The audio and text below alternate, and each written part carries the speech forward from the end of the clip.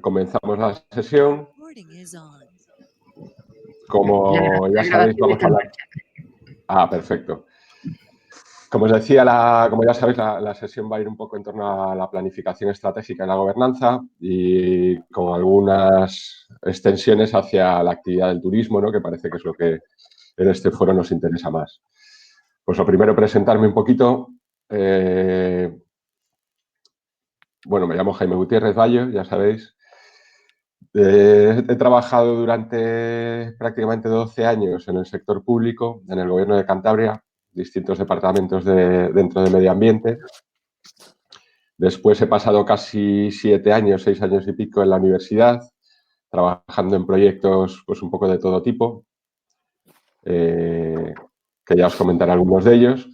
Y desde hace más o menos un año pues estoy trabajando de manera autónoma como consultor en temas de sostenibilidad y participación ciudadana, bajo este nombre de Bruma, que corresponde a mis hijos, Bruno y Marco.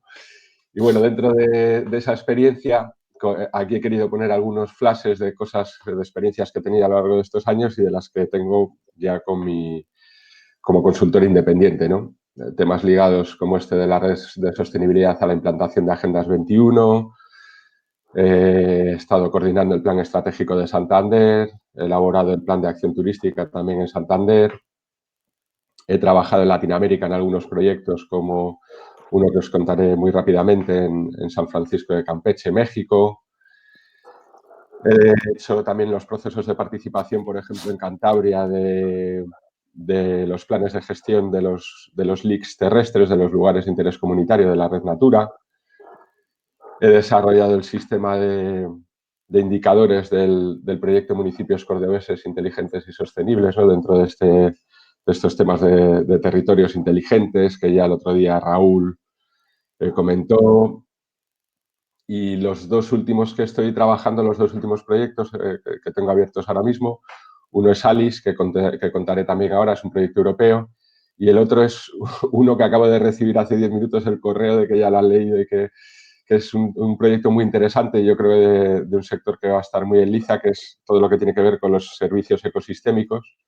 Y en este caso lo que he hecho es un pequeño proceso de consulta pública y de exploración para ver qué tipo de usos y la valoración que hacen los ciudadanos de, en este caso, el servicio que les da a ellos un arroyo que hay en el Goibar, en Guipúzcoa, ¿no?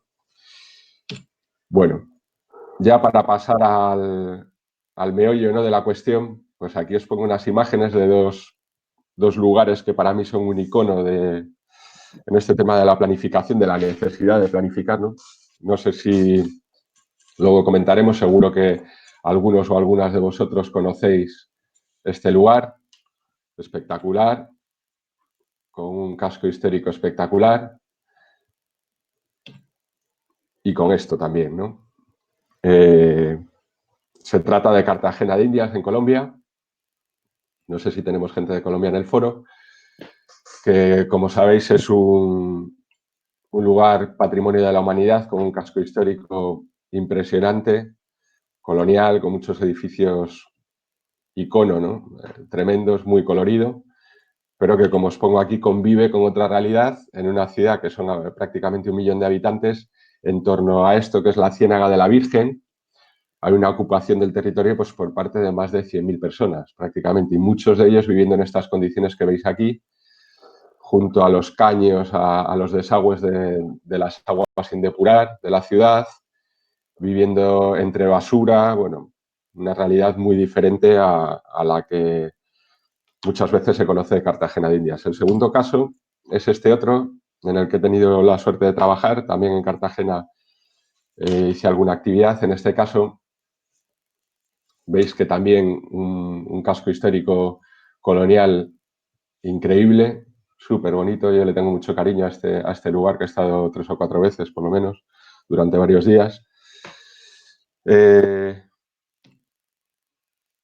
Esta es la misma ciudad, se trata de San Francisco de Campeche, en México, en el Golfo de México, en la península de Yucatán, una ciudad de unos 300 y pico mil habitantes, que tiene, lo que habéis visto, patrimonio histórico, es una ciudad que ya os digo que es patrimonio de la humanidad, su casco histórico, y además tiene una reserva de la biosfera aquí al fondo de esta imagen que veis ahora, que es la reserva de la biosfera de los Petenes, un manglar de más de 100 kilómetros, y todo ello en la misma ciudad, ¿no? Con unas murallas impresionantes, bueno, varias fortalezas, vestigios mayas a menos de una hora en coche.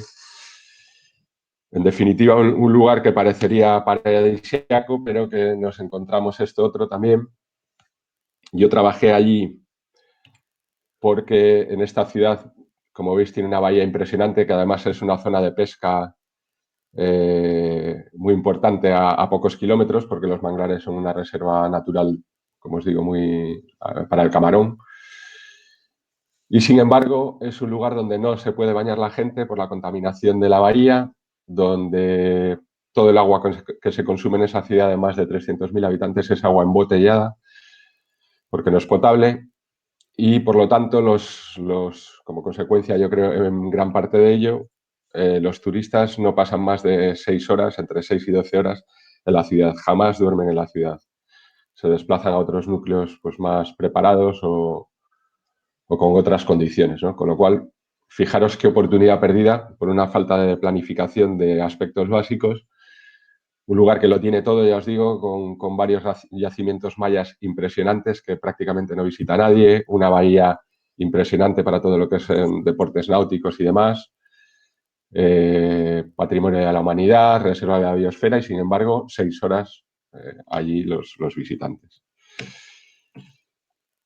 Bueno, pues con eso llegamos a esto, ¿no? Como veis, desde mi punto de vista hay muchos casos de ese tipo donde la falta de planificación, ya no solo de la actividad turística, sino de todo lo que hay alrededor, impiden el desarrollo de un producto, de un destino. Y en general hablo aquí de planificación estratégica, ¿para qué, no?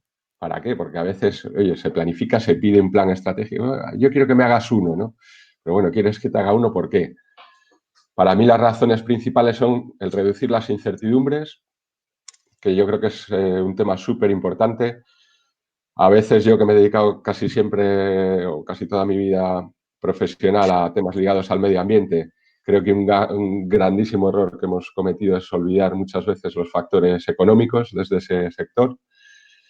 Y aquí, como digo, reducir las incertidumbres significa favorecer las inversiones, porque yo creo que ya hoy todo el mundo sabe que el dinero huye de las incertidumbres, ¿no? Los inversores quieren tener algunos elementos fijos, conocidos, de cara al futuro, ¿no? Y bueno, pues un lugar, un destino que esté bien planificado, yo creo que aporta elementos de certidumbre súper importantes, ¿no? Para poder atraer pues esas inversiones que muchas veces son necesarias. Luego, establecer un horizonte común, compartido entre gestores y ciudadanos. Yo creo que eso también es un elemento básico, pero que depende cómo se hagan las cosas, ese horizonte puede ser común o no, ¿no? Ahora lo vamos a ver también. El aplicar un enfoque sistémico, como veis en el tercer punto, para evitar lo que hemos visto en las primeras fotos, ¿no? Es decir, tú puedes enfocarte a planificar la actividad turística, pero si no has tenido en cuenta con este enfoque sistémico todos los subsistemas que intervienen en ese destino o en esa oferta que tú quieres hacer, y te olvidas, por ejemplo, pues de que no tienes agua potable, de que no se están gestionando los residuos adecuadamente, o de que tienes un problema de seguridad, o, bueno, en España he puesto 2 ejemplos de Latinoamérica, pero en España creo que nos sobran ejemplos también, ¿no?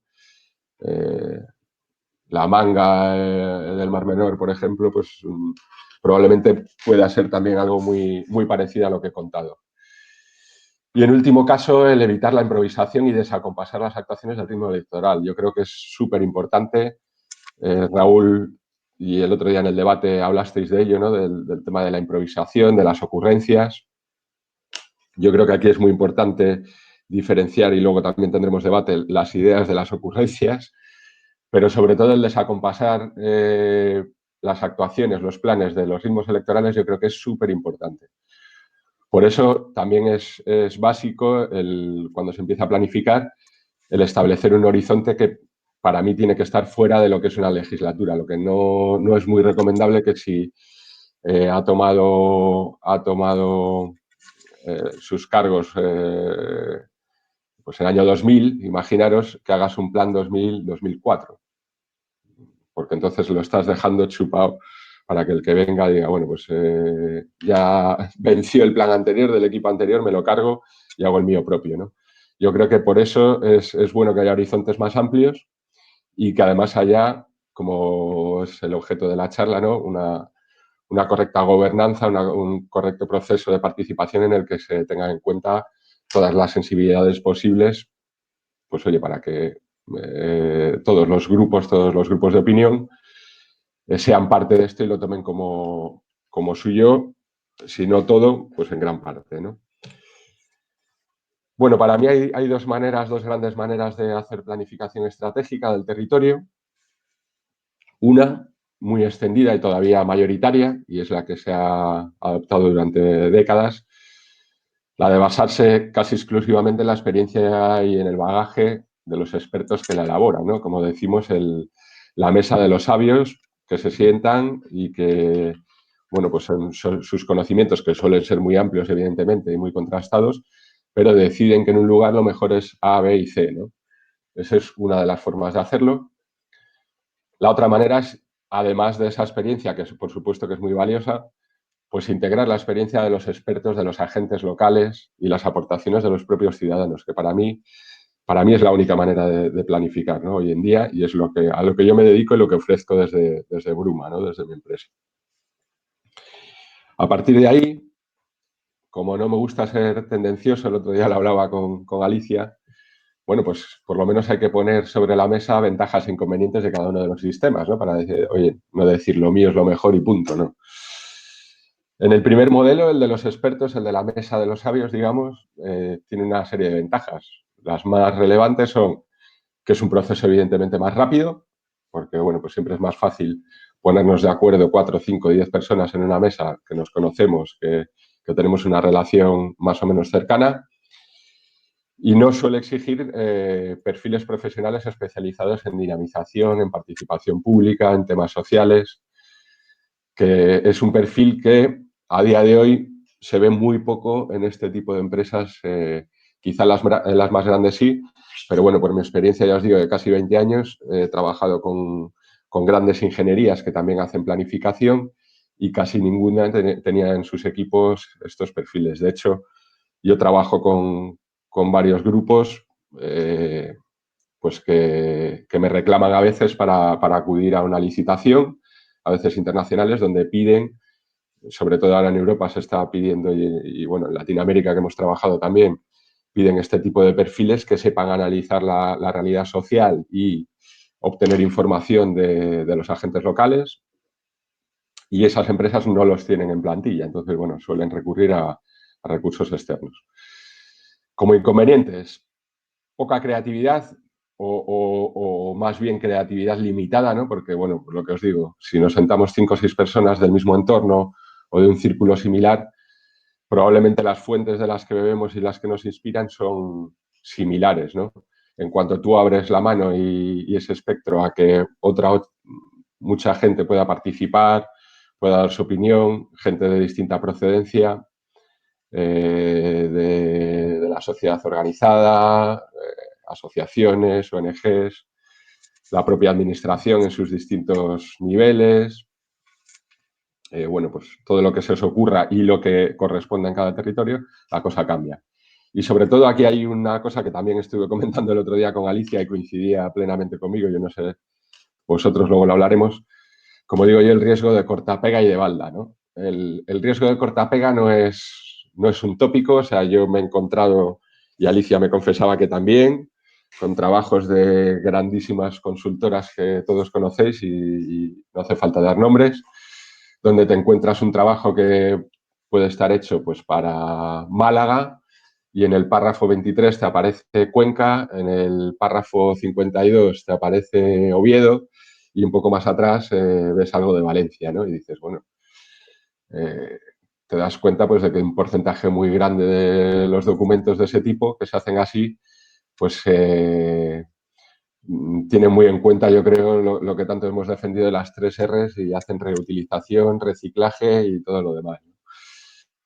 Bueno, Lo de la balda yo creo que también todos lo conocéis, o sea, planes con mucho bombo, hechos a lo grande, con presupuestos súper importantes y que se presentan, se hace un gran acto de presentación y al cabo de un año cuando preguntas, pues está efectivamente en una balda metido hasta que ya por fin llega otro equipo de gobierno y decide hacer el suyo, ¿no? Ese es un camino súper habitual.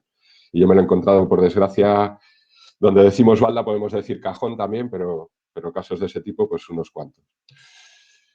En cuanto al segundo sistema, que es el que humildemente defiendo y yo creo que es el que nos ha unido aquí en esta sesión de hoy, pues tiene una serie de ventajas. Las ventajas, la diversidad de visiones y sensibilidades que decía antes, creo que es súper importante. Yo creo que es uno de los primeros pasos que doy cuando me proponen un trabajo, me piden un trabajo, es estudiarme muy a fondo quién es quién en el lugar.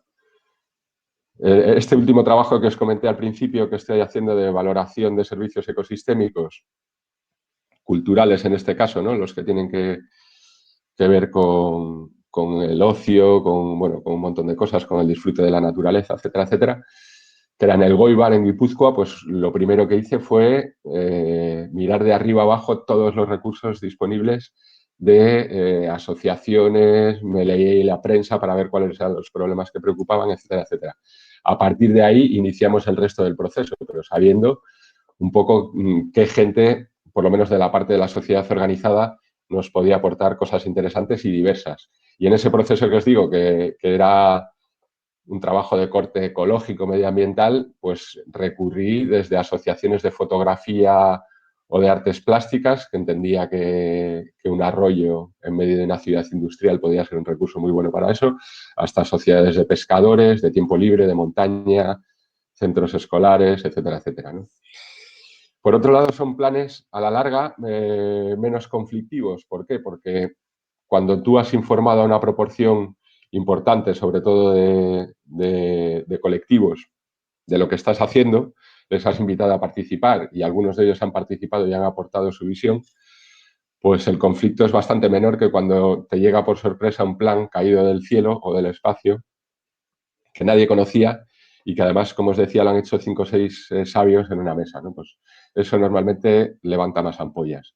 La creatividad, evidentemente, y el tema de la corresponsabilidad, que, como os digo, tiene mucho que ver con eso, con poner en común, con lo colectivo, con la co-creación, como lo queráis llamar, ¿no?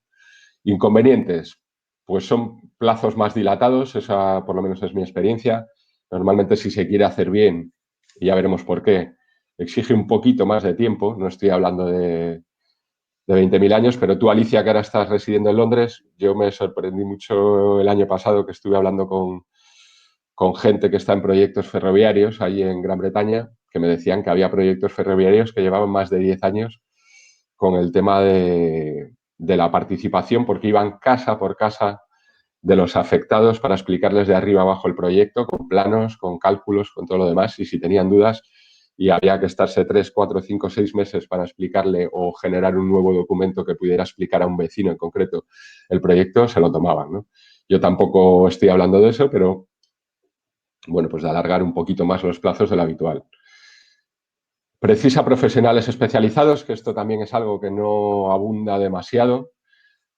Sí que cada vez empieza a haber más planes, por ejemplo, en un ámbito que yo, bueno, os iba a decir que comencé a hacer mi tesis, pero realmente pagué la matrícula y estuve un año y pico pensando, dándole vueltas, intentando compatibilizarlo con mi actividad profesional y fui incapaz con los niños, el trabajo, etcétera.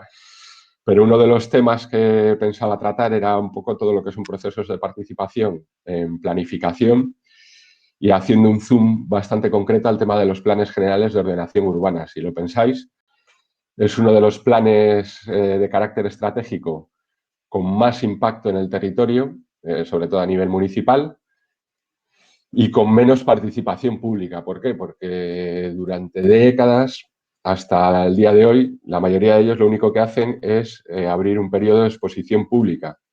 ¿Y en qué consiste ese periodo de exposición pública? Pues en poner sobre una mesa una serie de cajas llenas pues de textos de varios miles de páginas, planos, mapas, etcétera, etcétera, que yo que soy geógrafo me resulta súper difícil de entender, así que no os quiero contar a un ciudadano cualquiera de a pie que cree que puede estar afectado por algo que tiene que ver con el plan general o que ni siquiera comprende lo que es un plan general. Y nadie hace un esfuerzo, probablemente porque no interesa, de empezar por lo básico, que es explicar qué es un plan general, en qué te afecta a ti como vecino, qué impacto va a tener sobre el municipio, de qué se compone, cuáles son las figuras principales y simplificar toda esa información en formatos que pueda acceder, no os digo el 100% de la población, pero por lo menos un porcentaje importante. A día de hoy, vamos, salvo los constructores, los promotores, los arquitectos buenos y poco más, veo muy difícil que nadie se entere en lo que consiste un plan general y que pueda aportar nada en un proceso de exposición pública. Afortunadamente, como os decía, veo que las cosas están cambiando. Recientemente he visto varios planes generales que están planteando procesos de participación, uno de ellos el de Santander, pero en el País Vasco he visto varios muy interesantes. En Madrid se empezaron a hacer cosas en algunos sectores. Bueno, hay distintos sitios donde se están haciendo cosas de este estilo y creo que es una vía muy interesante. También, por lo que estoy viendo ya como consultor independiente y por lo que me piden, veo que cada vez hay más demanda en proyectos europeos donde se exige ya que haya procesos en los que se ponen en común los proyectos o se contrastan con la sociedad local. Y bueno, seguimos avanzando, pero lo que os digo, que precisa de profesionales y puede ser un poco más incómoda al principio o da más miedo, ¿no? Porque siempre hay gente que confunde la participación con el muro de las lamentaciones o confunde los espacios constructivos con el de la queja, digamos, partidista y cosas de este tipo. Pero eso es una enfermedad que pasa muy pronto y que cuando empiezas y de verdad generas espacios de debate y donde se pueden confrontar las ideas sin ningún problema, eso en la segunda, la tercera sesión, los propios agentes locales lo van aplacando, ¿no? Y eso, por mi experiencia, siempre pasa. Esta es un poco la pirámide de la participación ciudadana, desde mi punto de vista. No es nuevo, hay mucha gente que ha hablado de esto. Para mí hace falta, y es lo que intento practicar cuando hay oportunidad, hace falta una base muy fuerte, unos cimientos muy sólidos y muy amplio en cuanto a información. A esto me refiero a que hay que llegar al máximo número de personas posibles. Dependiendo del tema que estemos hablando, por supuesto, pues puede tener un alcance más grande o más pequeño. A toda la gente que nos interese llegar, siendo un tema territorial, en esta fase yo entiendo que es a toda la población posible, ¿no? Y esto de la información, pues se puede hacer de muchas maneras, ¿no? Pero tiene que ser una información accesible en su idioma. Probablemente yo en mi época de que trabajé mucho en temas de educación ambiental, ya os digo, durante más de 10 años, pues había una frase que decíamos que los folletos no educan, no informan. Pues bueno, tener en cuenta que los distintos formatos tienen distintos objetivos y que también tienes que tener en cuenta cuando abordas esa información distintos destinatarios, o sea, el mismo material o la misma comunicación o el mismo texto o la misma solución gráfica probablemente no vale para mi abuela y para mi hijo, ¿no? Entonces hay que discernir un poco y si tienes recursos limitados, pues ver qué colectivos son los que pueden estar más implicados o los que más interesan en el proceso. A partir de ahí, si has conseguido informar a una proporción muy grande, darías el siguiente salto, un nivel más intensivo, porque la información ya de por sí, la buena información y la información amplia ya es una forma de participación, ¿no? Pero el siguiente paso sería la consulta pública, o sea, ya tienes una población informada, volvemos al caso, si queréis, del plan general, de lo que es un plan general, de lo que implica, de qué alcance va a tener todo esto. Bien, pues ya estás en disposición por lo menos de preguntar, ¿no? Y de decir, oiga, ¿usted qué opina de esto? ¿Cómo ve la ciudad dentro de 10 o 20 años? En otros temas sería igual, ¿no? Tú no puedes preguntar sobre el Brexit, por ejemplo, Alicia, sin informar de las implicaciones que tiene, sin aportar los datos de una manera accesible y datos reales.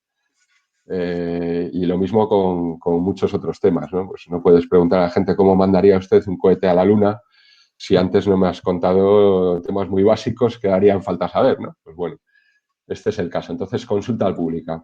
Preguntamos, pues, cómo harían o qué opinan o cómo ven un tema en concreto. Y en último caso, la toma de decisiones compartida, que ahí, ya os digo, si tú tienes, imaginaros, 100 personas a las que has llegado con tu información, vas a conseguir llegar al nivel de consulta, porque ya exige pues, un nivel avanzado, ¿no? Gente que se haya interesado por esa información, la haya asimilado, incluso la haya ampliado. De esos 100, imaginaos que vas a tener 20 o 30 con los que puedes hacer la consulta pública y a la toma de decisiones van a llegar 5 o 10, ¿no? Que son los más motivados, los que tienen más capacidad, pues por formación o lo que sea, o por tiempo disponible o porque están muy interesados en el proceso, pero llegarás con un grupo más reducido a lo que es toma de decisiones. Que bueno, que ahí es al nivel que menos se suele llegar, pero bueno, también se llega en algunos casos, ahora veremos algunos. Las claves del éxito, que yo creo que son temas para debatir también. Bueno, aquí veis que he metido una pequeña billeta del Roto, que para mí es un genio, y que si os recomiendo que busquéis en Google viñetas suyas sobre distintos temas, que ya veis que aquí dice que finalizado el recuento de los votos, los partidos retiraron los carteles para que nadie recordase las promesas, ¿no? Pues bueno, a partir de ahí, algunas recomendaciones, algunas claves para que procesos de este tipo puedan tener éxito. La primera sería no esperar a que venga la gente, ¿no? Que a veces es una queja de los que deciden poner en marcha procesos. Es que la gente no ha venido, yo lo he convocado y no ha venido. Y dice, bueno, pero ¿te preocupaste en saber qué gente era la que tenía que venir? ¿Identificaste cuáles eran los activos de ese lugar? Porque igual en un pueblo de 200 habitantes, en vez de convocar a que te vengan al pabellón de no sé dónde o al ayuntamiento, igual lo que tienes que hacer es desplazarte tú a la tasca, al bar del pueblo o a la plaza o el día de la fiesta más importante del pueblo y aprovechar para consultar a la gente, para hablar con ellos, para informarles, etcétera, etcétera, ¿no? Y no inventarte estrategias pues que en esos lugares no funcionan. Y en cada lugar, yo creo que todos conocéis pues un sitio que es el lugar de reunión o donde todo circula, toda la información circula y demás. Pues hay que empezar por ahí. Crear confianza, el tema de transparencia, yo creo que es un tema también de futuro, incluso en el sector turístico, todo lo que tenga que ver con la transparencia, ¿no? Con poner a disposición de cualquiera la información, los datos, etcétera, etcétera. Esto tiene que ver con el último punto de las reglas del juego claras, ¿no? Que digo que pues cuando tú inicias un proceso de este tipo no puedes dar a entender, o sí, dependiendo de lo que hayas decidido, a la gente que ellos van a decidir el plan general. Imaginaros, dirán, bueno, esto es un proceso consultivo en el que vamos a escuchar a todas las partes, vamos a tomar nota de todas ellas, vamos a argumentar por qué sí o por qué no creemos que son pertinentes para el plan y luego el propio ayuntamiento, los servicios técnicos son los que van a decidir. Ese es un caso, por ejemplo. Hay otros muchos. Pero siempre hay que dejar claro hasta dónde llega ese proceso de participación. Volvemos hacia arriba, perdonad el caos. Los líderes de opinión, yo creo que todos conocéis en vuestros lugares gente a la que se escucha más o que tiene más predicamento, como se suele decir, que tiene fieles, que tiene un impacto mayor, igual que ocurre en redes como LinkedIn, como Twitter, como Facebook. Bueno, siempre hay gente que tiene más impacto y hay que identificarlos y mantenerles bien informados y contar con ellos, ¿no? Porque una metedura de pata con estos suele ser pues un palo muy, muy duro para los procesos. Información, información, información, que ya veis que yo insisto mucho en esto.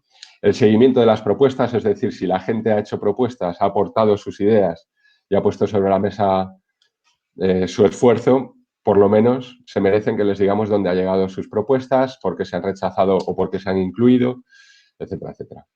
Y el tema de los resultados a corto plazo es súper importante. O sea, tú no puedes fiar en un proceso de este tipo y un esfuerzo que hace la gente para aportar sus ideas a que vea los resultados dentro de 10 años. O sea, siempre hay que procurar encontrar resultados a corto plazo que motiven a la gente y que diga, ah, pues mira, esto que no fue todo mi idea o que la tuvo mi vecino de al lado pero y yo no la compartía, pero era lo que más convencía al resto de vecinos, pues fíjate, se ha hecho realidad y está en el plan, ¿no?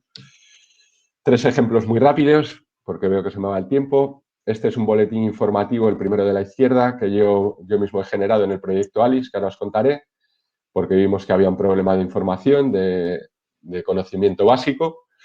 Este segundo, el del medio, os recomiendo que, aquí no tenemos tiempo, pero que consultéis la red de ciudades Cómo Vamos. Este es un ejemplo de Jalisco, en México, pero la red de ciudades Cómo Vamos surgió en Colombia. Está Medellín Cómo Vamos, Bogotá Cómo Vamos, bueno, hay un montón de ciudades ya que trabajan súper bien todo lo que es el tema de la información con formatos súper visuales. Está gestionada por una organización sin ánimo de lucro, apoyada por medios de comunicación y por distintas empresas, pero se maneja de una forma independiente y lo que hace es transformar datos oficiales, contrastados, en información comprensible por parte de la mayoría de la población a través de gráficos, de soluciones muy visuales, y hacen también consulta pública a gran escala, ¿no? ¿Qué es lo que más te preocupa de tu ciudad? Que puede ser Bogotá, acerca de la seguridad, o acerca del medio ambiente, o acerca de la salud. Y por último, un ejemplo de esas tomas de decisiones compartidas que os contaba en la cúspide de la pirámide, como pueden ser unos presupuestos participativos, en este caso en Zaragoza. En la parte inferior veréis un caso que yo he conocido y que he vivido y que he visitado, que es el CODIT, el Consejo para el Desarrollo Integral de Tequila, en México. Es un destino turístico que yo creo que merece la pena que lo estudiéis también, y este consejo es un órgano formado, impulsado inicialmente por empresas locales, los hosteleros y distintas empresas, pero que es una representación. Alicia, el otro día te dije que no sabía muy bien, pero sí que tienen una representación de la sociedad local amplia y es, ya os digo, un consejo formado por la administración local, el equivalente a nuestros ayuntamientos, los empresarios locales y la sociedad civil. Y todos ellos planificando el futuro de Tequila como ciudad, que es una ciudad de 40.000 visitantes prácticamente, de 40.000 habitantes, pero que llega a tener 450.000 visitantes al año ahora. Un caso súper interesante.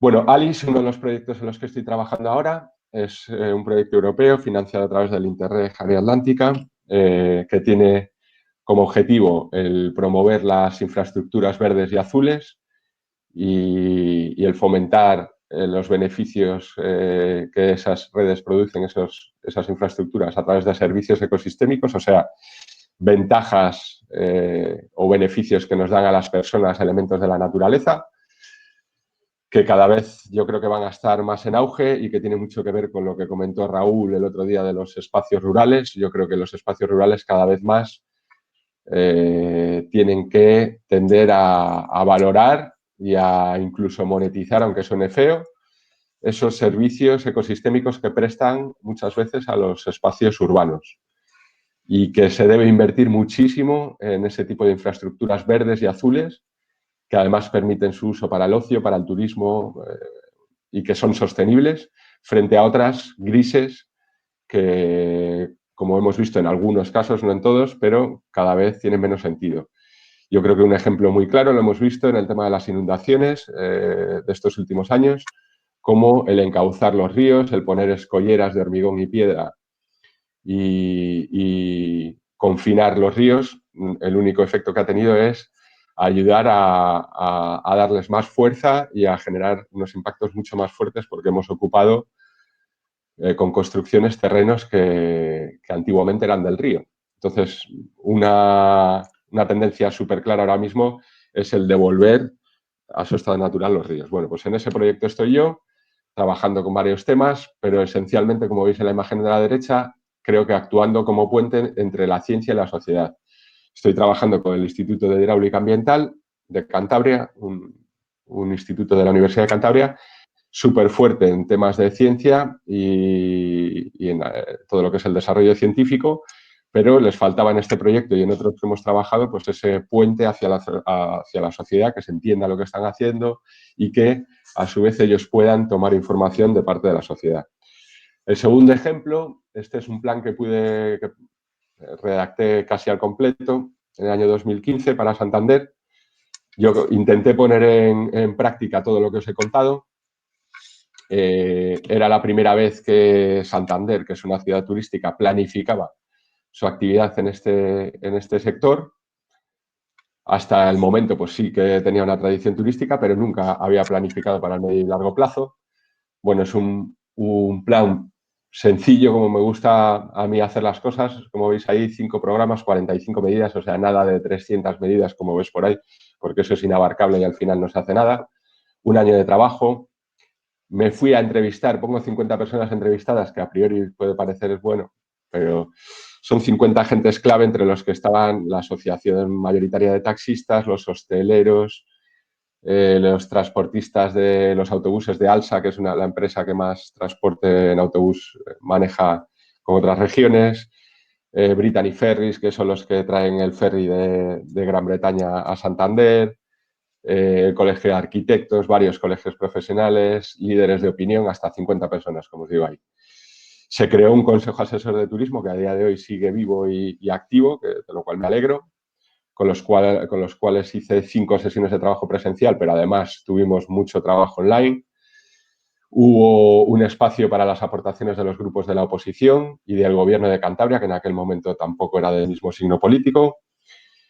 Y además se creó a través de un espacio online que tenía la ciudad de Santander, que se llamaba City Brain, pues se consiguieron más de 100 aportaciones ciudadanas, de las cuales se premiaron 5 a través de un concurso que hacía esa página, y 3 de ellas formaron parte del plan final de esas 45 medidas.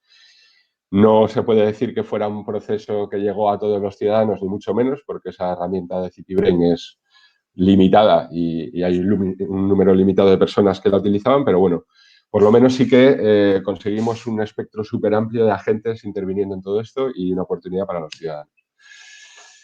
Procuramos tomar soluciones muy visuales para la información.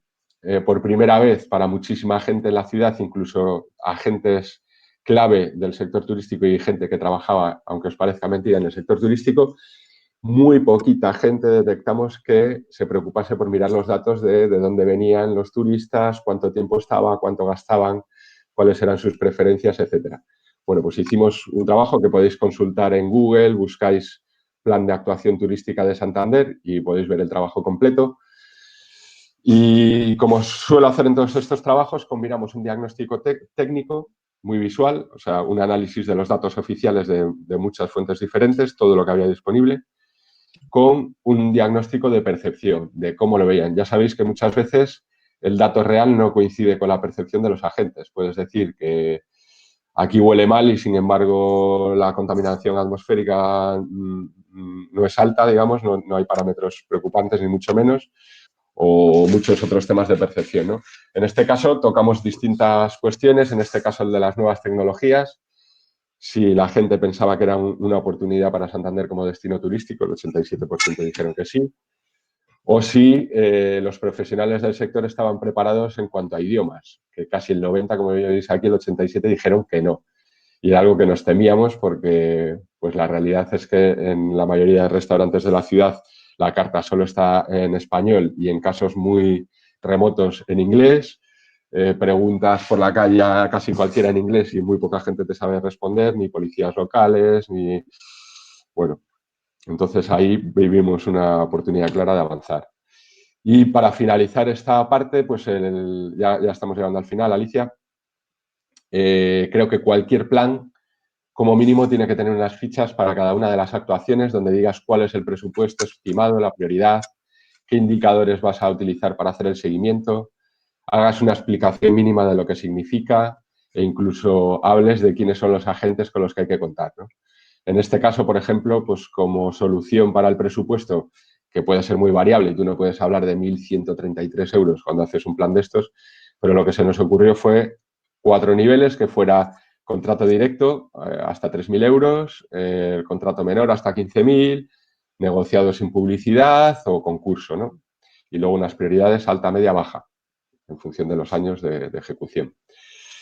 Retos, y con esto llegamos a la última diapositiva, retos o temas de debate o como queráis, pero que a mí me parecen básicos para el futuro del sector turístico después de esto del COVID, pero antes, bueno, pensaba de manera similar, ¿no? El tema de los datos, yo creo que es el futuro. Todo lo que sea generación, intercambio, explotación, seguimiento, esto de los destinos inteligentes qué es, y sobre todo la gestión basada en evidencias, ¿no? O sea, ya no se puede gestionar, no se puede gobernar, no se pueden tomar decisiones basadas en corazonadas, ¿no? Ahora hay muchísima información, muchos datos que hay que tomar con cuidado. O sea, no se pueden tomar datos de todo a lo loco, ni sin saber para qué y empezar a almacenarlos, no. O sea, yo creo que hay que tener, por eso hay que tener una planificación para saber qué es lo que necesitas y qué conocimiento te falta y cómo lo puedes generar, y a veces es con tecnología y otras veces no. El tema de la información, o sea, tú puedes tener muchísimos datos, pero los tienes que convertir en información accesible, ¿no? Y para eso hay que trabajar con distintos tipos de formatos, por distintos canales, trabajar con la actualidad, ¿no? El ver que lo que está ocurriendo, por ejemplo, en este colectivo, en esta plataforma de turismo Reset, ¿no? Yo creo que uno de los valores principales que tiene es que se trabaja la actualidad. Y cada uno y cada una de los que estáis ahí aportáis pues un artículo, un documento, un recuerdo que habéis visto que es lo último que se ha publicado en este tema, que nos interesa a todos, que es el turismo. El tema de la resiliencia, que se habla mucho de ello, pero va a ser necesario todo lo que tiene que ver con la flexibilidad, con la cooperación, con la innovación, para resistir, ¿no?, a este tipo de envites que pueden volver a suceder. Y bueno, pues ya estamos viendo cómo se habla de limitar aforos en la hostelería, de una serie de cosas en los distintos sectores, de grupos más pequeños, de todo lo que hablabais el otro día del turismo rural, en pequeños grupos, en espacios abiertos, etcétera, etcétera. Pero además de eso hay que inventar muchísimas más fórmulas para todo lo que es la cadena de valor del turismo, para hacerlo lo más flexible posible.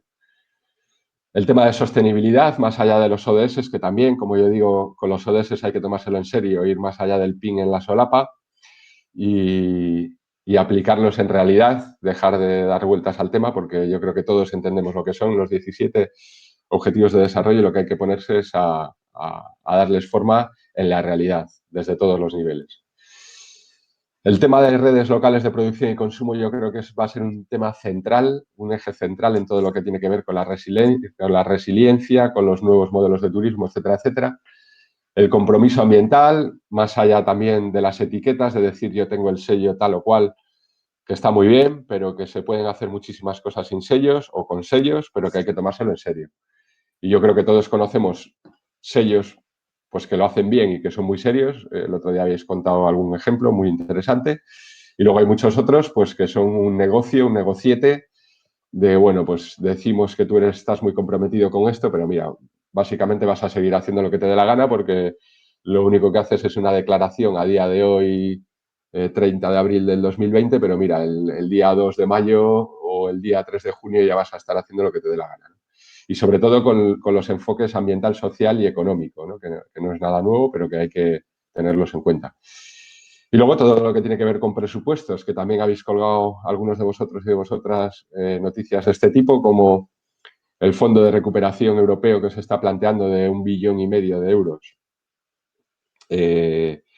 También han salido noticias, Alicia colgó el otro día una, donde se hablaba de que se estaba especulando con que el 25% de ese plan de recuperación o de ese fondo de recuperación se podría dedicar a la actividad turística, porque es una de las más afectadas. Bueno, habrá que ver cómo se canaliza eso, a través de qué convocatorias, qué se va a exigir para acceder a ello, cómo se va a orientar, si vamos a seguir con más de lo mismo, el volver al estado inicial, a lo que ya estábamos haciendo, o realmente esto va a ser una oportunidad para forzar esa transformación. Bueno, pues todo eso.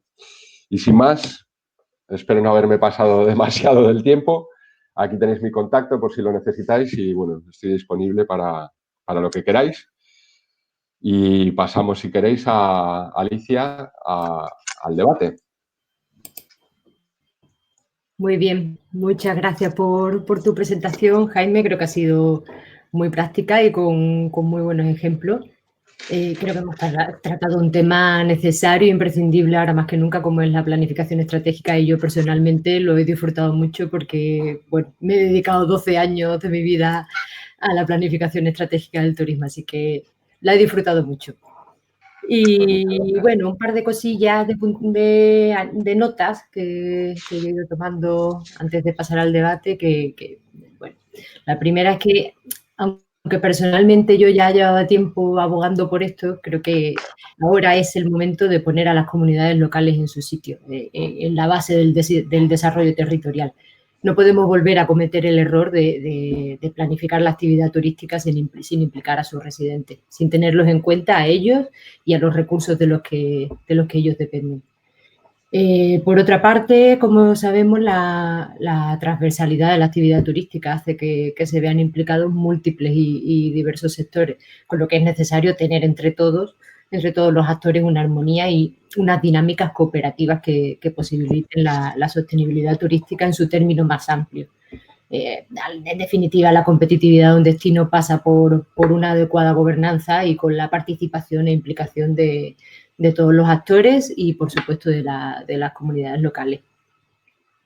Coincido también contigo, la transparencia es un elemento clave. No puedes pedir participación e implicación cuando no eres transparente y el ciudadano no sabe en qué ha quedado su aportación. Y bueno, en este sentido estoy muy de acuerdo contigo, ya lo hablábamos el otro día en el tema de la información pública de los planes generales, que no se hace un esfuerzo porque la ciudadanía los comprenda y no sé si muchas veces es la intención, pero en fin, Yo creo que sí. que es necesario, porque si no es así, no montes un proceso de participación ciudadana ni de consulta pública. Y bueno, para terminar, bueno, coincido también que la planificación pues, requiere la participación territorial de todos los actores involucrados y, por supuesto, de la ciudadanía. Y los territorios deben de estar plenamente vinculados a sus ciudadanos. O sea, el territorio se debe a los ciudadanos, sin ellos no son nada. Y es el momento de ponerlos en su sitio al ciudadano. Sobre todo hablando de desarrollo turístico, no centrarnos tanto en el turista y empezar a hablar más de ellos, de los ciudadanos desde el principio. Y ya no me enrollo más, como siempre, doy paso al debate y a que le preguntéis a Jaime y comentemos, que al final es lo interesante. Así que a ver si quién se anima. Preguntas en el chat, si queréis irlas poniendo. Somos poquitos ya, si queréis activar las cámaras, los micrófonos y lo hacemos un poco más relajado.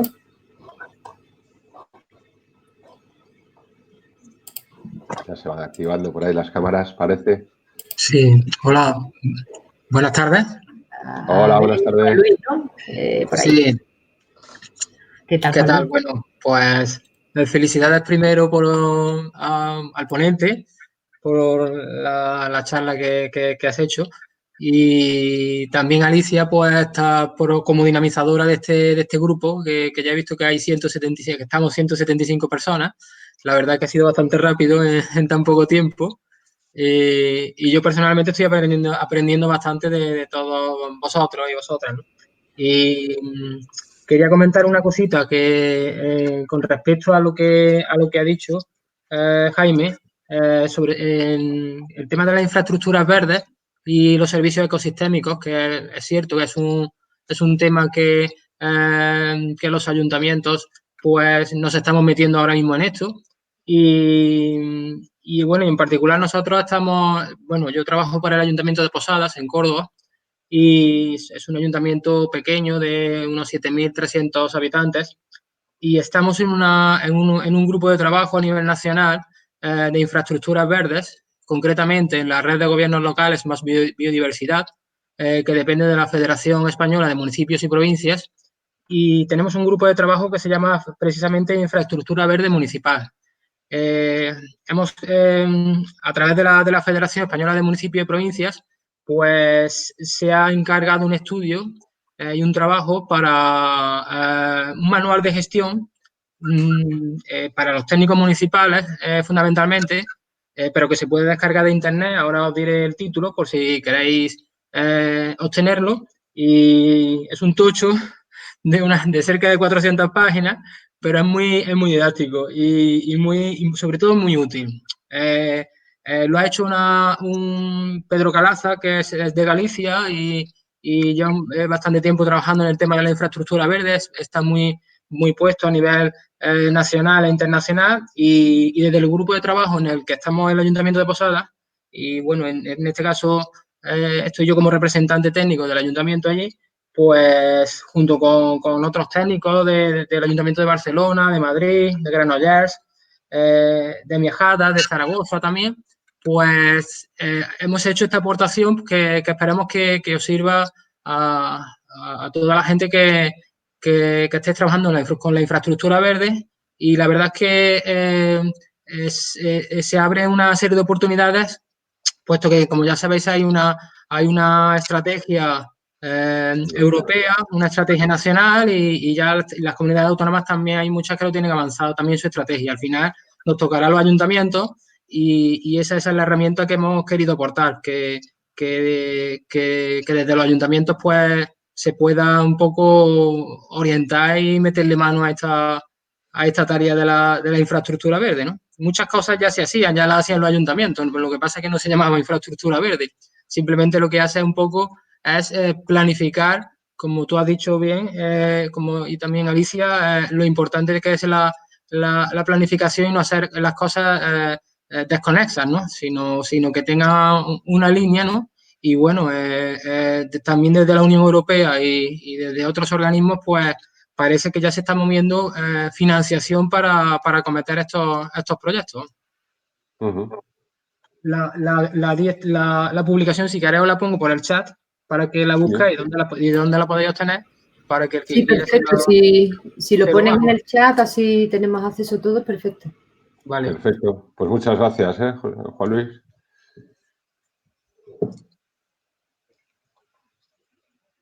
Bueno, ese sí que es un tema que yo creo que cada vez va a tener más que ver con distintas cuestiones, desde luego con el turismo y con el turismo en espacios rurales, y también mucho, por lo menos en nuestro caso aquí en Cantabria, con el tema de la despoblación, ¿no? Lo vemos como una oportunidad probablemente de futuro. En el estudio, por avanzar un poquito más en ese proyecto que os he puesto de ALICE, en el que todavía estoy trabajando, aquí en Cantabria se trabajó en 3 valles que son muy representativos de Cantabria, que es el Valle del Pas, el Valle de los Pasiegos, que lo habréis conocido por los sobaos y otras cosas, el Valle del Miera y el Valle de la Son, que es un gran desconocido dentro de Cantabria. Y ahí vemos que efectivamente hay en las zonas altas, en los núcleos más profundos, un proceso de despoblación importante a lo largo de los años, un proceso en el que están desapareciendo la mayoría de las explotaciones ganaderas, que era una de las actividades principales, y que, como el agua del río, pues la poca población que queda va bajando a las cabeceras de los valles más cerca de la costa, ¿no? Por falta de oportunidades. Entonces, todo lo que tiene que ver con esta gestión de infraestructuras verdes y demás va a ser básico en el futuro. Aquí, en nuestro caso concreto, dentro de esta amalgama, ¿no? de esta tortilla de las infraestructuras verdes, los paisajes atlánticos, también estamos trabajando con cuestiones como los incendios, que aquí tienen un impacto grandísimo y que están impidiendo que todo ese desarrollo de infraestructuras verdes, que serían muy aptas para el turismo, se desarrollen como deberían, ¿no? Con el pretexto a veces pues, de los pastos para el ganado o de cosas de estas, ¿no? Entonces, bueno, ahí hay mucho que hablar, y bueno, pues la cuestión de Juan Luis sí que le agradecería también que en el chat comparta esos recursos, porque yo creo que nos pueden interesar a todos. Muy bien.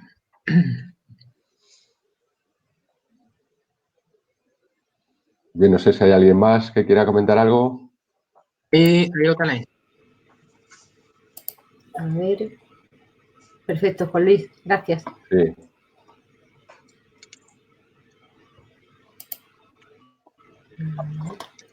Lo abro y lo guardo. El tema de la participación ciudadana, que en fin, nosotros también desde lo que has comentado anteriormente de contar con la gente y de adaptarse a la gente, en vez de que la gente se adapte a nosotros, hay que buscar eso, los horarios que mejor le vengan, los grupos de interés para eso, para no encontrarse que después pues es que no ha venido nadie. Bueno, pues eso es fundamental. Y después la participación ciudadana para que independientemente del color político que gobierne en cada momento, pues si ha habido una amplia participación, pues se cambiará de color político, pero ese proyecto, ese programa, esa planificación, pues seguirá encima de la mesa y sobre todo seguirá estando activo y que también la propia ciudadanía pues demande qué es lo que había hecho en el pasado. Oye, pues esto ¿qué pasa con esto que en lo que participamos? ¿Qué pasa con la mesa en la que estuvimos? Y eso se nota. La verdad es que cuando se trabaja en ese sentido, el compromiso de la gente, porque la gente quiere participar si lo muestra de manera adecuada, porque a fin de cuentas es lo que habéis dicho ustedes anteriormente, se están barajando temas que le atañen a los vecinos. Y quién no quiere diseñar su futuro. Está claro que en algunas ocasiones en el pasado pues se ha hecho de manera incorrecta, ¿no? En fin, yo creo que la forma esta que habéis planteado es la línea a seguir, ¿no? Para tener éxito y sobre todo también para que no haya esa frustración de los vecinos de que en una segunda proceso participativo te diga, pero yo para qué voy a ir si yo ya he dicho eso antes. Muchas veces hay que tener mucho cuidado con cómo se hace la participación ciudadana para que tenga éxito y sobre todo para que la respuesta del ciudadano llegue a algún sitio y no se sienta frustrado por haber perdido el tiempo, porque lo que dijo pues no ha servido para nada, etcétera, ¿no? Es complicado el tema de ¿no? Pero bueno, ahí estamos también luchando, ¿no? Y en fin, a mí me viene muy bien todas estas aportaciones que hacéis para seguir mejorando, ¿no? Muy bien.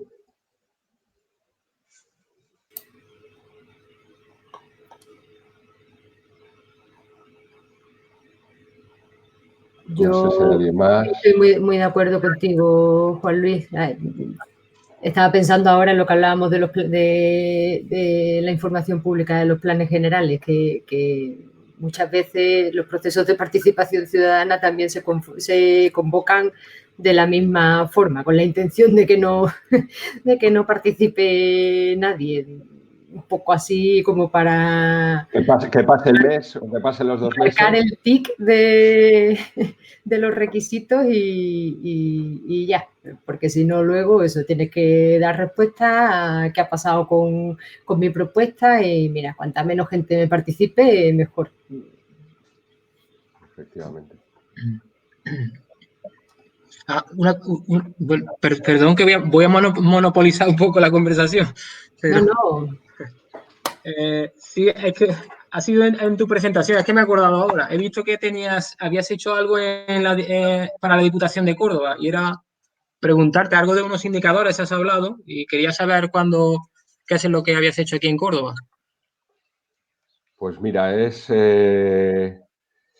no es un proceso de participación, esto sí que es ni de planificación, ¿no? No sé si conocerás, supongo que sí, que hay a través de red.es, que es la entidad que promueve, financia todas estas procesos de las ciudades y de los territorios inteligentes.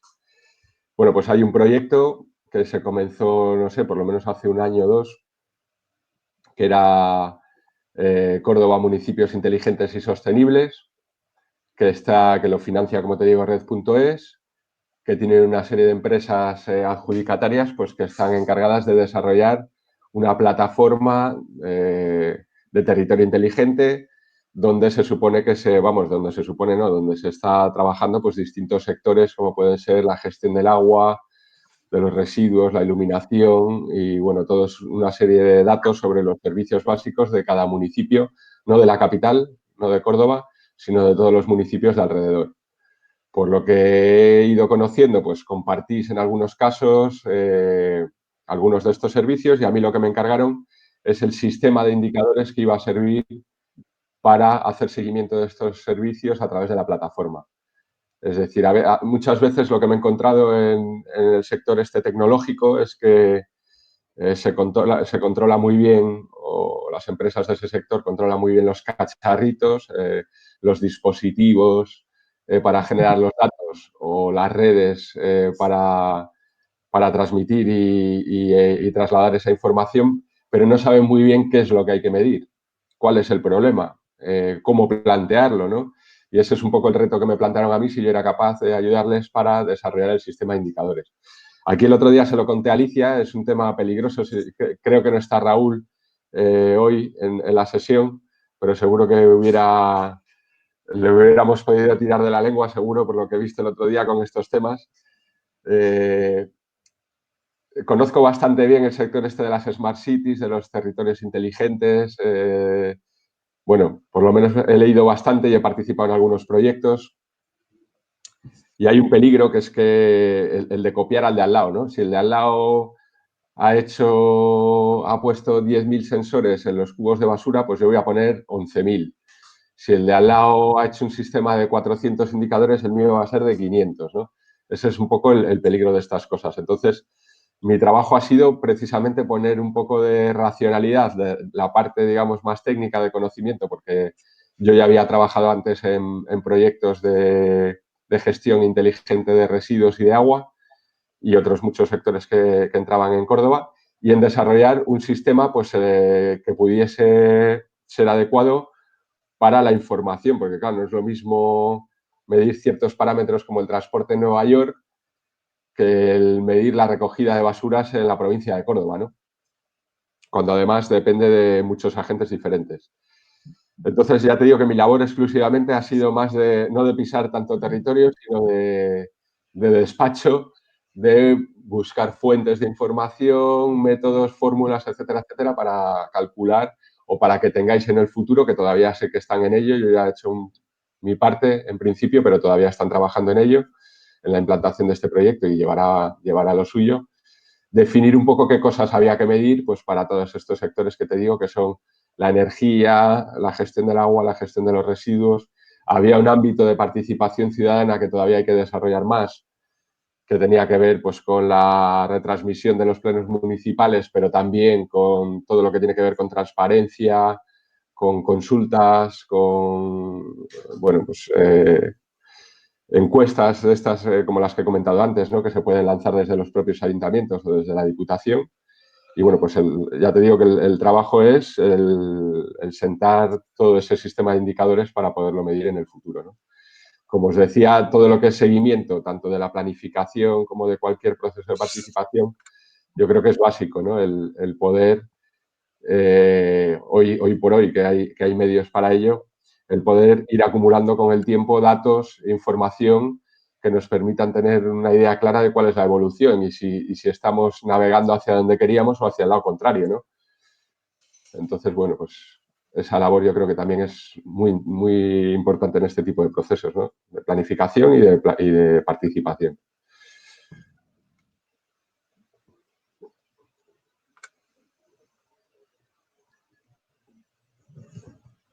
Hola, hola, ¿me escucháis? Hola, sí. Sí, ¿qué Escuchamos. tal, Daniel? Daniel. Muy interesante la ponencia.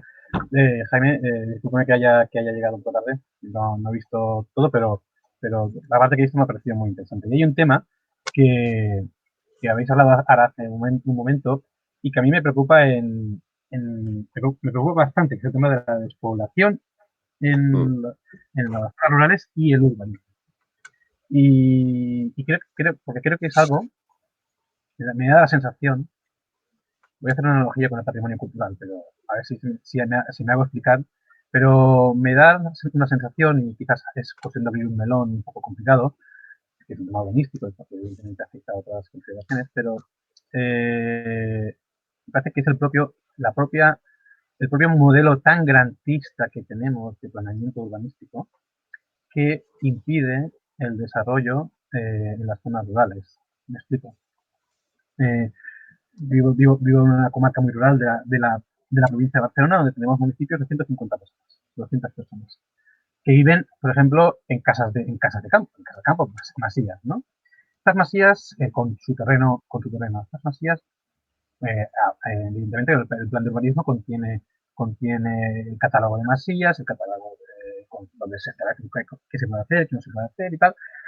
Vaya, normalmente una familia que trabaja en el campo, que tiene su producción agraria o de animales en el campo, no puede, los hijos no pueden quedar a vivir en la masía o en el edificio porque no se puede hacer, porque es zona rústica. Y entonces eso entra en contradicción con cierto desarrollo que puede haber de manera urbana. Claro, entre no dejar el desarrollo, entre no favorecer el desarrollo urbanístico y hacerlo con garantías, hay un término medio muy amplio, ¿no? Esto también pasa con el patrimonio cultural.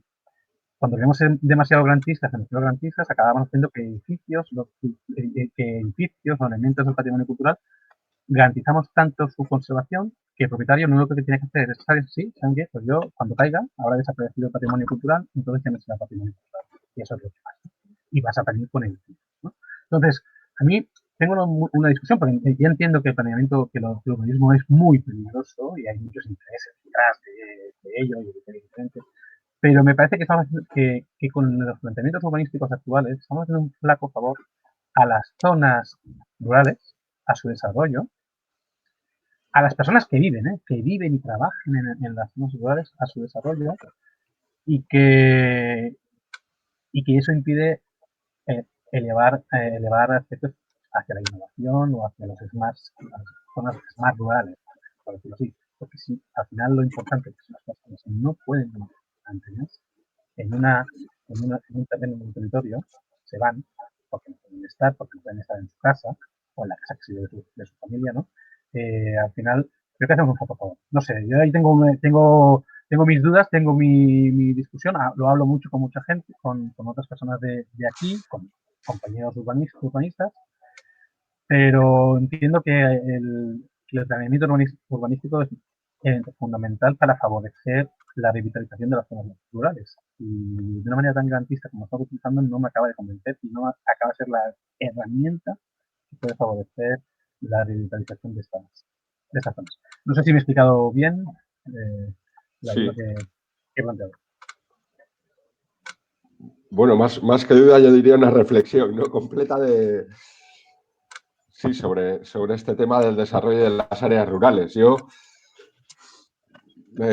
pues tampoco estoy seguro como tú, ¿no? De la solución. Desde luego, lo que creo que sí tengo claro es que el factor clave para la despoblación o para el vaciamiento de todas estas zonas, para mí, no es el urbanístico, a pesar de que sí que estoy de acuerdo con que, pues vamos, sin irte más lejos, ya ves que he hablado de los planes generales y los procesos de participación. Seguramente si los vecinos hubieran participado con todas las garantías de información, de comprensión de lo que significa un plan general, etcétera, etcétera, probablemente eso que estás contando no ocurriría, porque saben que sus hijos se quieren quedar ahí a vivir, se quieren construir una casa, entonces habría que poner en la balanza los deseos de la población con una serie de criterios técnicos que dijese, bueno, pues sí, efectivamente, si es de una familia, de alguien que va a vivir en el pueblo y cumple estas X requisitos, pues vamos a dejar que construya su casa. Por favor, eso sí, yo sí que estoy de acuerdo con que se haga bajo un estilo. Lo que no puede ser es cosas como las que nos hemos encontrado aquí en Cantabria. Los que lo conozcáis, pues que te encuentras una casa de tipo mediterráneo en primera línea de costa con el tejado plano de color blanco encalada y al lado una casa montañesa de piedra con tejado de teja y en el otro lado otra, pues no sé, ¿sabes? Entonces, estilo Ibiza, ¿no? Y dices, bueno, eso es lo que no puede ser, porque estás degradando un producto incluso turístico, cultural, muy importante. Entonces, yo creo que sí, que estoy de acuerdo con que es un limitante eso que tú cuentas, porque es cierto que hay muchas familias que sus hijos no se quedan porque les ponen unas dificultades muy grandes o porque ya no disponen de una actividad ganadera, que es lo que te piden para justificar, etcétera, etcétera. Pero creo que no es el factor determinante, ¿no? El factor determinante es que no hay actividad económica interesante. Entonces, por lo menos en el caso de Cantabria, la ganadería está recorriendo un camino muy concreto, que es a la desaparición de las pequeñas y medianas explotaciones, a la concentración de las cabezas de ganado en menos explotaciones, pero mucho más grandes. Y eso es lo que está haciendo que desaparezca, bueno, y por supuesto todo lo que es el envejecimiento de la población y la falta de algunos servicios básicos que se encuentran en las cabeceras comarcales, ¿no? Pero bueno, en un momento dado podemos coincidir en que si se mejoran esas condiciones del urbanismo en las áreas rurales, por lo menos estás poniendo un granito de arena para que a favor de que la gente se quede y busque otras opciones, ¿no?, de vida en esos espacios. Yo en eso sí que puedo estar de acuerdo perfectamente. Gracias. Un tema, desde luego, interesante, ¿no? Y para Nos que te hagas una idea, comenta... Daniel... Perdón. Ah, sí. Sí, No, continúa. No, que para que te hagas una idea, yo que he trabajado bastante en Cantabria, nos decías eso, núcleos de 150 habitantes. En Cantabria, la última vez que hice el cálculo, el 80% de los 100... A ver, somos 540.000 o 550.000 habitantes, distribuidos en 102 municipios. Y de esos 102 municipios, más de 80 son de menos de 2.000 habitantes. Con lo cual, es que hay una problemática muy grande. O sea, como os decía antes, el enfoque sistémico para abordar cualquier proceso de planificación, y más si es participado, es que es básico, porque ahí empiezas a meter una serie de factores, que incluso es el urbanismo, porque dices, a ver, un ayuntamiento de menos de 2.000 habitantes no dispone de arquitecto municipal, no dispone de secretario interventor, sus concejales, por supuesto, no están liberados ni cobran un sueldo, el alcalde probablemente es ganadero, y empiezas a restar una serie de capacidades, incluso técnicas, que te sacan de la carretera, ¿no? Entonces, muchas veces la clave en esos espacios, y por lo que yo trabajé durante muchos años, es por generar recursos compartidos. Es decir, si te hace falta tener un técnico en sostenibilidad y en participación ciudadana, como en aquel momento nos hacía falta para tirar de los procesos de Agenda 21 local, pues igual lo que tenemos que plantear es una línea de financiación para que agrupaciones de municipios que lleguen a 10.000 habitantes puedan compartir uno, que de otra manera sería imposible, porque ya os digo que, vamos, a mí me ha ocurrido muchas veces llamar a un alcalde que estuviera ordeñando a las vacas o segando hierba en el monte o lo que fuera, ¿no? O labores de ese tipo. Entonces, ¿cómo le vas a pedir a una persona que tiene una actividad de ese tipo que además se informe, se forme en temas de urbanismo, en temas de sostenibilidad, etcétera, etcétera? Es imposible. El futuro en este caso, vamos, yo lo veo por compartir recursos de tipo administrativo que les meta por lo menos en la línea de poder acceder a fondos, de poder acceder a recursos que les den medios de vida, ¿no? También muy vinculado con esto de las infraestructuras verdes que hablábamos. O sea, para acceder a ese tipo de proyectos necesitas una capacidad técnica mínima y económica que solo te la da el juntarte con otros, ¿no? Entonces, bueno, por ahí irían los tiros.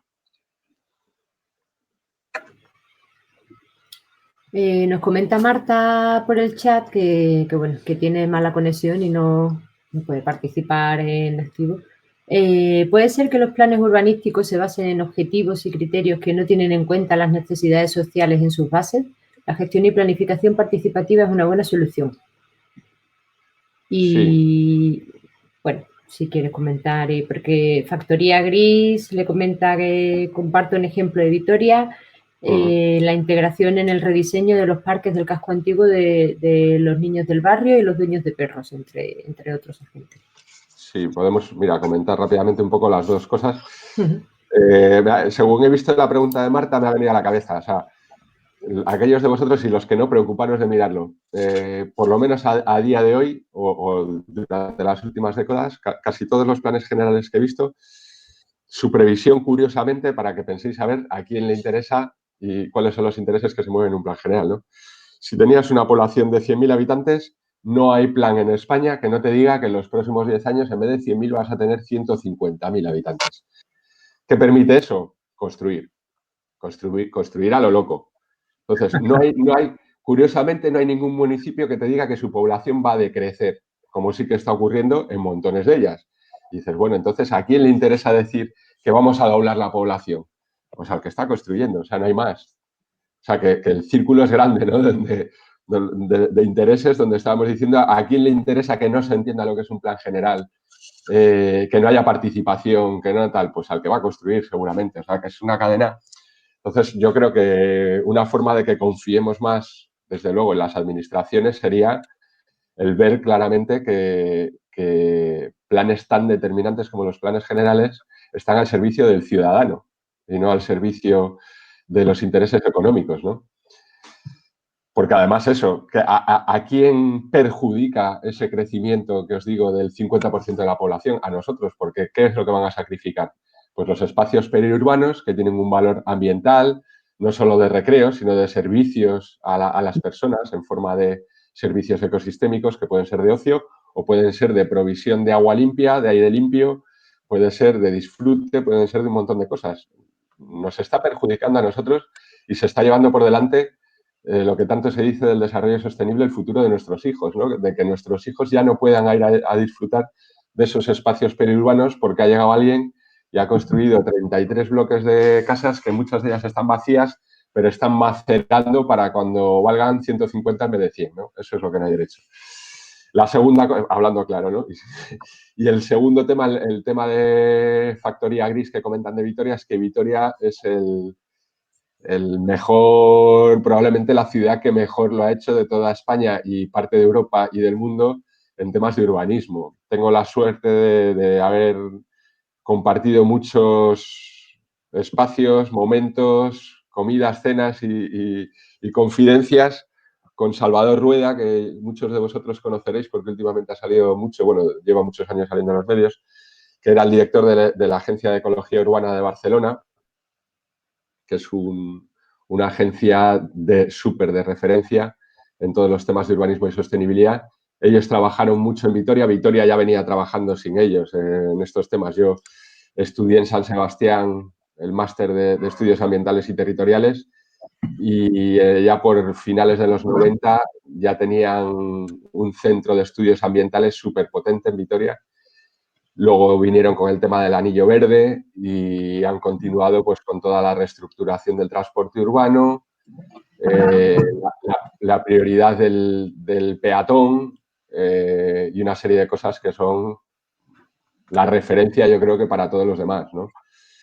Y realmente es uno de los lugares donde se ha trabajado bien, bien, bien, vamos.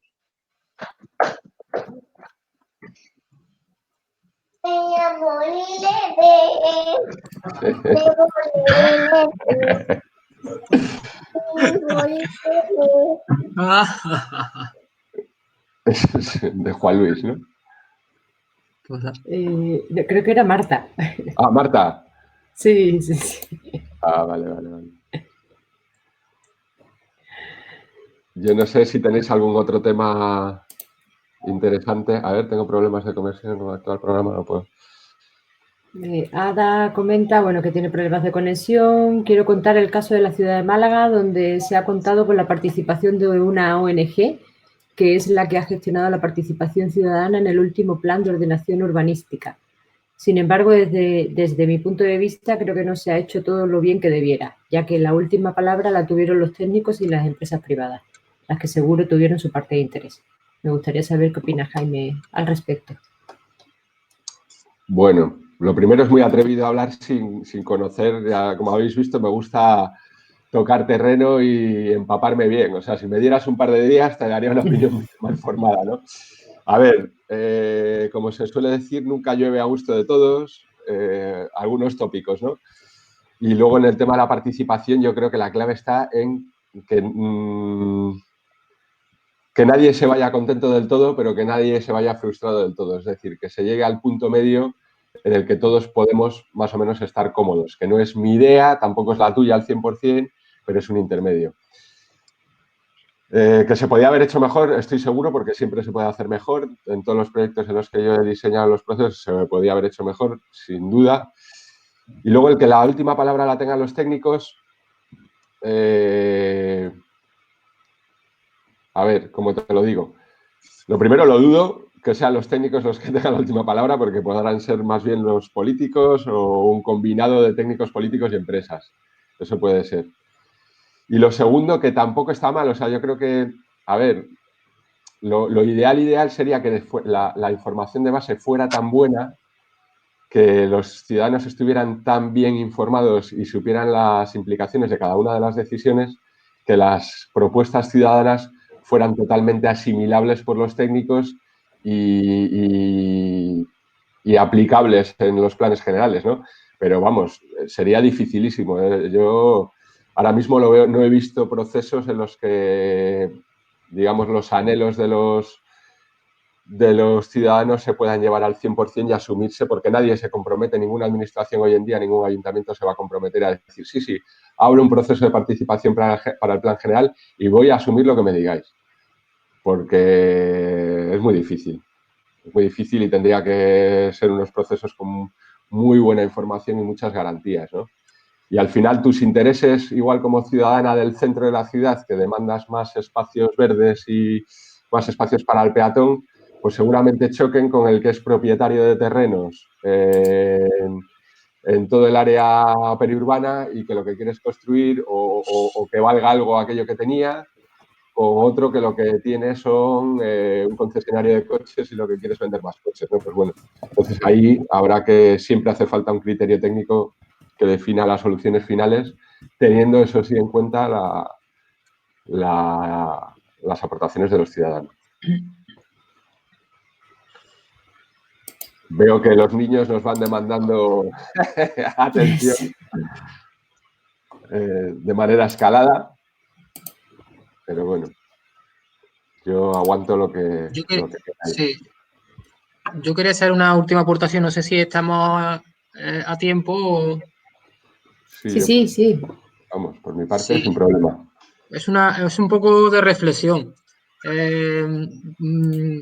Como el tema es la crisis sanitaria que estamos viviendo actualmente y la crisis económica que estamos ya también sufriendo y que será más larga seguramente, pues, ¿qué pensáis? Porque los planes estratégicos, por ejemplo, nosotros tenemos aparte de la planificación urbanística y todas estas cosas, pues tenemos una agenda de desarrollo sostenible municipal, lo que antes se llamaba Agenda 21 local.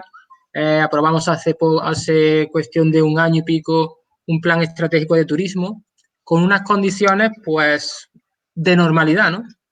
Pero, sin embargo, ahora estamos viviendo unas condiciones de anormalidad que se van a continuar en el tiempo.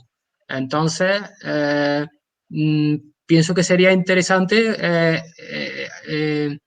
dentro de esos procesos participativos que ya se han hecho o que ya están concluidos y esa planificación está concluida, pero que está sujeta a unos indicadores y además también está sujeta a un proceso de seguimiento. Creo que sería interesante, pues, plantear cuando se estabilice un poco el tema de la crisis sanitaria, pues plantear quizás algunos foros de seguimiento, porque las condiciones han cambiado drásticamente a lo que hicimos hace a lo mejor un año o hace 2 años. ¿Qué opináis? Pues que sí, que estoy totalmente de acuerdo y además te voy a poner un ejemplo en tiempo real, digamos. Ahora mismo estoy en conversaciones con un cliente que me pedía un tema de plan estratégico a varios años y después de darle muchas vueltas y de hacerles varias preguntas, pues en qué punto estaban del anterior, si lo tenían evaluado, si no, les he hecho una propuesta esta misma semana con 2 opciones. Digo, una, la que tú me planteabas, el hacer una planificación a varios años, con sus pros y sus contras, puse una tablita parecida a la que habéis visto, donde decía, bueno, pues puede tener alguna ventaja y tiene estos inconvenientes. Pero mi aportación, digamos, mi recomendación ahora mismo a ese cliente era el hacer a día de hoy, en el corto plazo, en 1 mes, 2 meses, un plan, entre comillas, de choque para la actividad turística, porque es un destino turístico, en las condiciones actuales y prácticamente sin tener en cuenta datos de los 5 años anteriores, porque ahora mismo no nos valen de nada. O sea, el analizar, aunque sean de otros territorios cercanos, lo más cercano a las escalas más cercanas que tengas, analizar los datos a día de hoy de impacto analizar los condicionantes que cada vez ya se van sabiendo un poco más a nivel sanitario, etcétera, etcétera, que van a marcar la apertura de algunos de estos negocios y, sobre todo, contar con cada uno de los agentes implicados en la cadena de valor del turismo. Sentarse con ellos y decir qué necesitáis a día de hoy, o qué creéis que necesitáis, o qué creéis que nosotros podemos hacer por vosotros.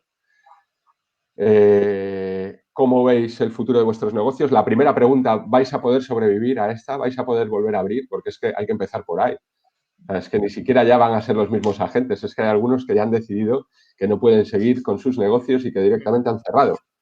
El otro día le decía a Alicia que vi a una persona que suele salir mucho en LinkedIn, por lo menos, yo seguramente en otros medios, pero como yo no tengo ni Facebook ni Twitter, Jimmy Pons, yo creo que es, que decía que después de la crisis esta de la COVID-19 habrá dos tipos de empresas en el sector turístico, además creo que hablaba. Decía las que se adapten y las empresas muertas, o sea, directamente.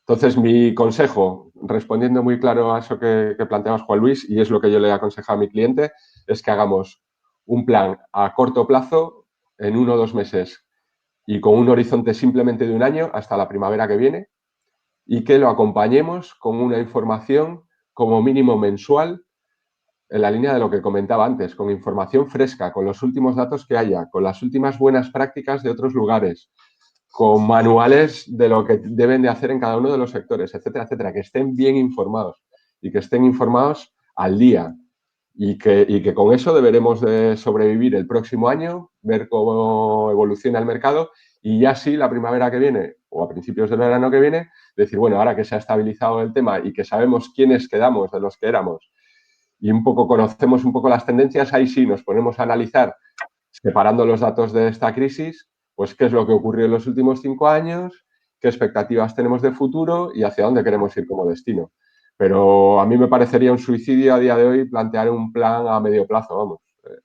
Yo creo que sí que se debe planificar y que es necesario planificar porque si no, como os decía en la charla, estamos en peligro de ocurrencias más que de ideas de ocurrencias y el otro día he visto una noticia, eso no me gusta tampoco dar referencias, pero de un lugar de España donde habían sacado un sello para establecimientos hoteleros que era establecimiento libre de COVID, ¿no? Y yo creo, no sé si lo publicasteis alguien aquí o lo he visto en otra red, pero llovieron las críticas porque decían, bueno, ¿y quién va a garantizar mañana? O sea, eso yo lo pondría en el cubo de las ocurrencias, ¿no? Decir, bueno, una cosa es que tú crees un sello, como ya se están desarrollando unos cuantos, donde digas, oye, pues en este establecimiento se han tomado todas las medidas recomendadas por la OMS o por la Asociación de Hoteleros Mundiales o por la que tú quieras, la OMT o quien tú quieras, y otra cosa es que digas, no, establecimiento libre de COVID. Pues eso me suena como todos esos sellitos que hemos ido hablando, ¿no? Pues que lo pones un día, pero además, vamos, es que es ridículo. Entonces yo creo que hay que procurar no caer en esas cosas, pero sí buscar una planificación y más que nunca participada, o sea, sentarse con todos los agentes que ahora mismo yo creo que están deseando que alguien les dé expectativas, que les dé certidumbres, como os decía antes. Entonces, bueno, pues qué mejor certidumbre que sentarte con ellos a planificar y decir, bueno, ¿qué nos planteamos de aquí a un año? Vamos a darnos un año a ver si revivimos y podemos arrancar todo esto y lo vamos a hacer en estas condiciones y por lo menos estemos de acuerdo en qué condiciones son esas, ¿vale? Muy bien, sí. Estoy de acuerdo también contigo, sí. O sea, que Además, si vosotros... vamos, solo una pequeñita, o sea, si ya de partida en cualquier planificación estratégica es imprescindible establecer mecanismos de seguimiento continuo para detectar desviaciones a corto plazo, ahora en estos momentos más todavía. Si antes era seguimiento a corto plazo, ahora tiene que ser a cortísimo o inmediato. Aquí, fijaros, va a cobrar mucha importancia una de las medidas que introdujimos en el plan de Santander, que os he contado antes y que ya os digo que os invito a ponerlo. De hecho, voy a buscar el enlace mientras hablamos y lo cuelgo si queréis. Fue el tema de compartir datos entre los propios agentes del sector, ¿no? Que es algo que no se lleva mucho, que no se estila mucho y que no se ve en muchos casos, pero que yo creo que es totalmente necesario. Y había muchos recelos porque decían, bueno, pero es que si yo le digo al hotel de al lado el nivel de, ¿no?, de ocupación que yo he tenido tal, me va a copiar. Entonces, esos miedos o los empezamos a perder o no somos resilientes, o sea, no vamos a ser capaces como colectivo de adaptarnos a lo que viene. O sea, más vale que contemos con todos los datos posibles, que no estén falseados y que tengamos certidumbres entre todos y sacaremos la media. Pues puedes jugar con datos anónimos, confiar en que va a ser una base de datos sin nombres y donde se va a hacer la media sin decir quién, lo que tú quieras. Se pueden poner mil métodos para evitarlo, pero o estamos en esa de compartir y de luchar por lo colectivo o yo creo que no vamos a salir. Así que ahí os dejo el enlace del plan para el que lo quiera bajar y consultar. Perfecto, gracias. Gracias. Bueno, quedamos 9. No sé si alguien más está con ganas de comentar algo. Que no se quede nadie con ninguna duda ni con las ganas. Por supuesto. Bueno, de cualquier manera tenemos a Jaime también en la comunidad, que si más adelante surgen cuestiones y cosillas que se le quiera plantear, pues ahí lo tenemos. Por supuesto. ¿Vale? Muy bien. Pues nada, yo creo que vamos cerrando. Muchas gracias, Jaime, por tu ponencia. La verdad que la he disfrutado mucho y muchas gracias también a todos por vuestra participación en la sesión y en la comunidad, como siempre. Y bueno, a seguir, os animo eso, a seguir haciéndolo, a seguir dinamizándola y dándole vida entre nosotros, entre todos. Ya la semana que viene, que no se me olvide, tendremos a Pablo Granel, que es el CEO de Rusticae, el fundador de Oteo Travel, un tour operador de viajes a medida, que nos hablará de la marca como estrategia de especialización. Cambiamos de tercio para satisfacer un poco a todos los que estamos en la plataforma, que hay muchos que somos de destinos, otros de sector hotelero, en fin, así vamos cubriendo diferentes campos. Y nada, a partir de mañana tendremos las inscripciones en línea y con el mismo procedimiento de siempre. Muchísimas gracias. Gracias, Alicia, a ti por la iniciativa, que de verdad está siendo, bueno, lo que debe ser, ¿no? Yo creo que es como una señal de lo que tiene que ser el futuro del sector turístico, ¿no? Que está muy bien también, pero los webinars de 4.000 o 5.000 personas pues no son esto, no hay calor, no hay contacto, aunque tú estés en Londres y yo en Santander, sí, y cada uno, otro en Córdoba y otro en Cataluña y gente de otros lugares que hay también en la comunidad, pero yo creo que este es el buen camino y eso, pues enhorabuena por el esfuerzo que estás haciendo y agradecerte la oportunidad. Muchas gracias. Muchas gracias. Ya llevo tiempo diciendo que, bueno, nada nuevo, pero que el futuro está en la colaboración y ahora más que nunca. Ahora es imprescindible. Y lo que decías antes, que quien no se suba al carro de la colaboración, creo que está muerto. Pues sí. Muy bien. Bueno, muchísimas gracias. Buena tarde. Seguimos hablando. Muchas gracias. Venga, buen fin de semana. Igualmente. Hasta luego.